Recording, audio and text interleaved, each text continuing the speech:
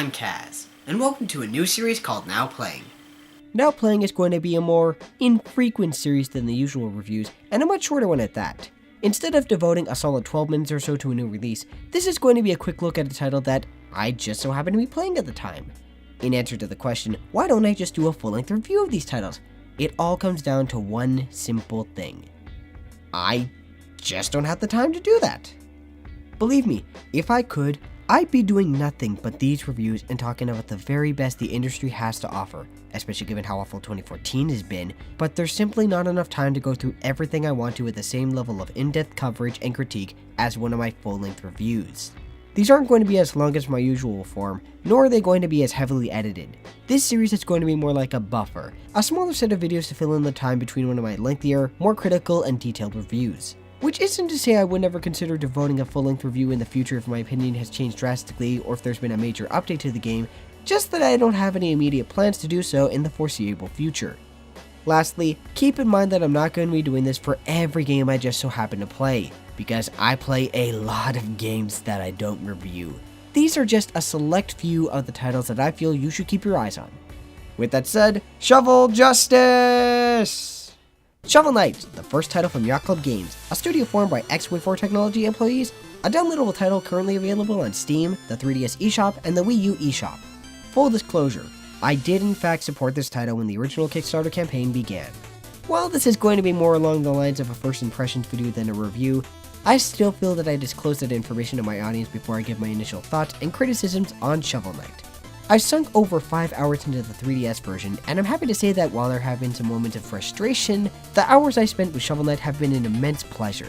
As many of you may have guessed already, it's a retro platformer complete with ridiculous dialogue, tricky platforming, and memorable bosses, all centered around DuckTales-style shovel bouncing. There's treasure to be found, items to grab, and coins to loot from chests and enemies alike. One would be quick to compare it to Mega Man, but one would also forget what classic Mega Man was about: the freedom of choice by design. You could go through the bosses from top to bottom, taking them out however you choose, one by one. Or you could just take out Metal Man and not have to worry about any challenge throughout Mega Man 2. Shovel Knight is comparably more restricted. You start off with low health, no items, and not a coin to your name, but slowly build up your way to the top.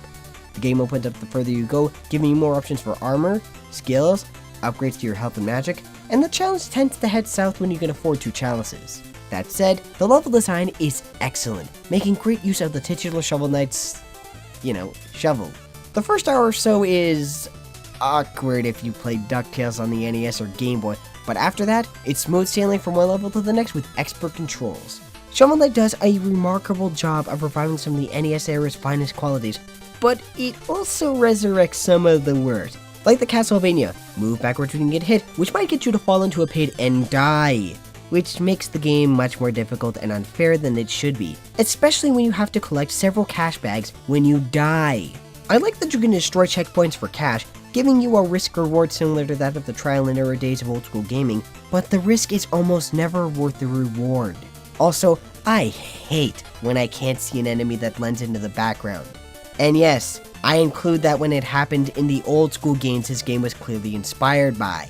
The music is some of Jed Kaufman's best, and while the graphics may have taken a noticeable downgrade from the original review, Cough Cough Watch Dogs, it still looks good, recreating the charm you'd find from 8-bit sprites in your favorite NES game. I especially love the unnecessary detail into giving Shovel Knight a not crouch position when you push down on the D-pad.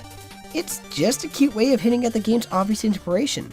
Now, as I said earlier, I've only played a little over 5 hours as of this writing, and while I feel it's too early to criticize the amount of meat in a package that costs $15, I feel it is fair to criticize Shovel Knight's relevance in 2014. See, retro throwbacks are a dime a dozen these days, and it becomes harder and harder to distinguish oneself from another as more and more arrive. Shovel Knight is a great game when taken on its own, but when compared to its competition, it doesn't quite hold up as well. It's not as good as some of the other titles that have come out before it. If this was released in, say, 2010, it would have been considered a classic today, as much as one of the titles which inspired it.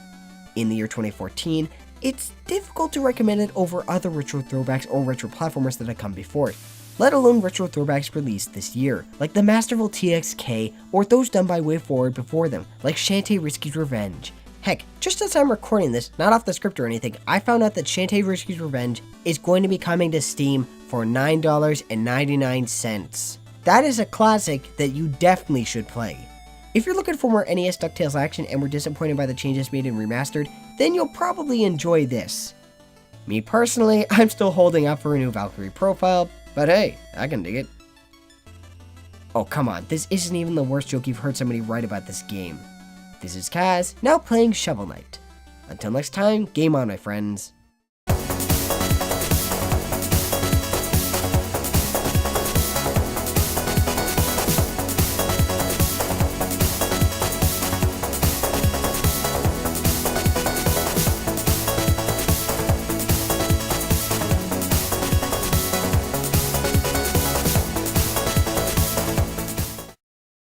Ah, 1980s game writing. You'll never age in your cheesiness.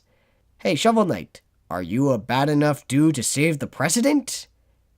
No? Well, I imagine you wouldn't have a president because, knights and all that.